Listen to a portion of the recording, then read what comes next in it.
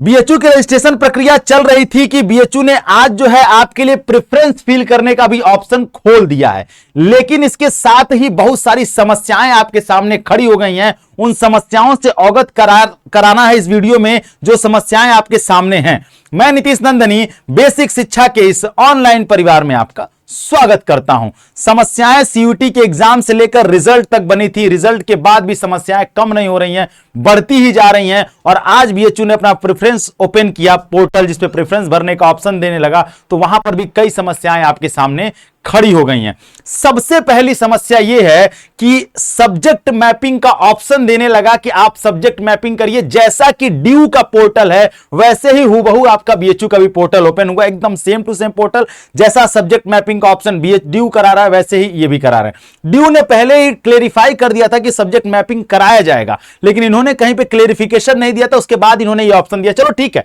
आपने दे दिया, कोई बात नहीं, उसको भी हम एक्सेप्ट कर लेते हैं।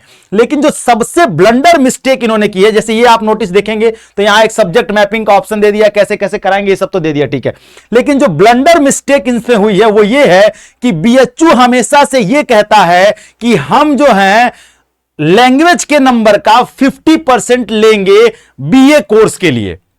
जहां पर लैंग्वेज है उसका 50% हम आपसे लेंगे, ठीक है, चलिए 50% लेंगे। आपने पहले ही हमेशा से बताया, पिछले साल भी इसी पे हुआ था। लेकिन इस बार अगर आप देखेंगे तो ये कहीं पर भी 50% कंसीडर नहीं कर रहे हैं, लैंग्वेज का पूरा पूरा नंबर लिया जा रहा है। फॉर एग्जाम्पल समझिए, इस बच्चे को इंग्लिश में 200 में 112 नंबर मिले और हिंदी में 170 मिले, जनरल टेस्ट में 102 मिले, सबसे ज्यादा। अब इसके बाद इसके नंबर को आप यहां देखेंगे तो सब्जेक्ट मैपिंग के हिसाब से इसका 272 नंबर आया है। चूंकि आप जानते हैं कि जिस सब्जेक्ट में ज्यादा नंबर, चूंकि इसने हिंदी इंग्लिश दोनों दिया था, हिंदी में इसका ज्यादा नंबर था तो उसे ही सेलेक्ट कर लिया गया, ठीक है। तो यहां से 102 नंबर और यहां से 170, टोटल मिलाकर हो गए 272 नंबर। अब बताइए, जबकि यहां पर उसको 170 नंबर जो मिले हैं इसका 50% करना चाहिए था, जो कि इन्होंने नहीं किया।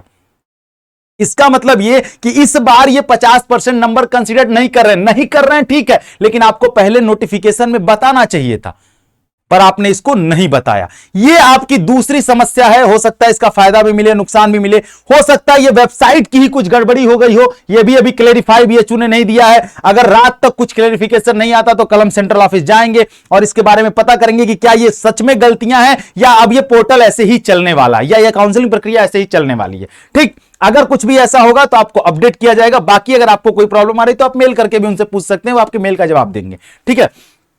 अब ये दूसरी प्रॉब्लम थी। तीसरी एक बड़ी प्रॉब्लम जो आपके सामने आएगी वो ये प्रॉब्लम है कि इन्होंने क्या किया है कि जो जैसे एमएमबी में अगर जब ये सब्जेक्ट मैपिंग होगा, यहां सब्जेक्ट मैपिंग होगा और जब आप एमएमबी में मान लीजिए आपको मिल रहा है एडमिशन, अब आपको एमएमबी में एडमिशन मिल रहा है तो वहां आप केवल फीमेल को इनको देना चाहिए, जबकि इन्होंने मेल और फीमेल दोनों को वहां कंसीडर कर दिया है कि मेल फीमेल दोनों वहां पर पार्टिसिपेट करेंगे, जबकि पार्टिसिपेट केवल फीमेल करेंगी, क्योंकि वहां एडमिशन एमएमबी में फीमेल को मिलता है, वीकेएम में फीमेल को मिलता है, एएमपीजी में फीमेल को मिलता है, वीसीडब्ल्यू में फीमेल को मिलता है, डीएबी में मेल फीमेल दोनों को मिलता है। इस तरीके से कैटेगराइजेशन नहीं कर पाए।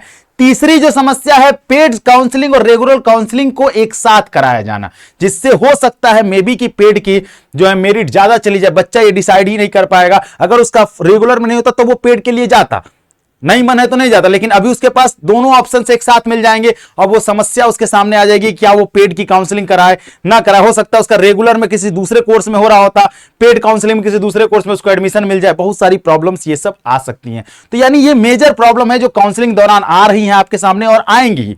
अब यहां पर आपको चुनाव करना बहुत जरूरी है, किस तरीके से आप उसको चुनेंगे, किस तरीके से प्रेफरेंस को भरेंगे ताकि आपको रेगुलर में एडमिशन मिल पाए।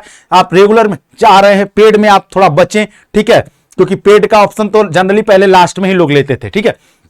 बाकी सब्जेक्ट मैपिंग में अगर ये 50% नहीं कंसीडर कर रहे तो इसको कल क्लैरिफाई हम लोग करेंगे जाकर सेंट्रल ऑफिस। बाकी आप भी मेल के द्वारा पूछेंगे तो वो लोग इसका जवाब दे सकते हैं, ठीक है। इसके अलावा अगर आपको कोई दिक्कत आ रही है काउंसलिंग के दौरान तो आप कमेंट सेक्शन में बता सकते हैं। नीचे एक गूगल फॉर्म पिन किया जाएगा, उसको भर दीजिएगा।